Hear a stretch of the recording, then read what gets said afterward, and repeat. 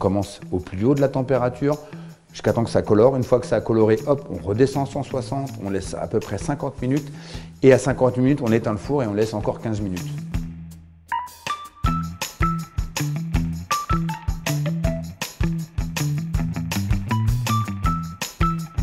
J'ai deux façons de faire le gigot en fonction du temps qu'on veut passer en cuisine.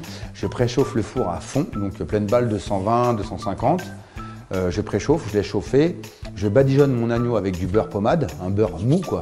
Je badigeonne, d'accord, un tout petit peu. Pourquoi? Parce que je veux le saisir, je veux faire une belle croûte. Après, je redescends mon four à 160 et je laisse cuire à plus de 50 minutes.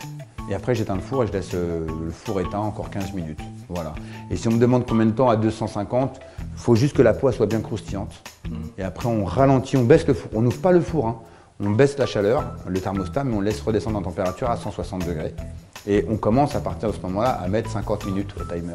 À un moment où on baisse la température, c'est le moment où on compte 50 minutes. Et après, on éteint le four. Et on a un gigot qui va être très à point. Hein, bien cuit au départ, à point, et plus on arrivera sur l'os, bien sûr, parce que le conseil c'est de laisser l'os quand on fait un gigot, parce que c'est l'os qui tient le jus, et on a une tenue et une viande très moelleuse, très juteuse. Avec des beaux cocos de Paimpol si on peut, hein, ou alors des petits cocos de Molan.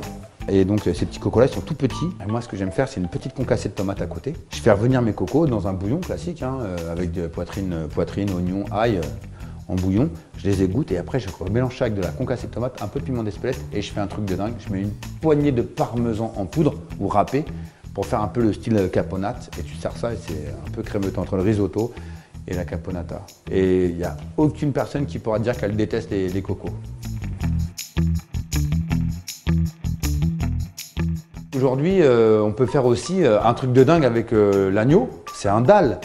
Un dal, alors là on fracasse tout le monde. Un dal, c'est un ragoût de légumineuses en Inde. Moi j'aime beaucoup et je le fais beaucoup à mes filles parce qu'elles n'aimaient pas les lentilles au départ. Tout ce qui était légumineuse, elles n'aimaient pas.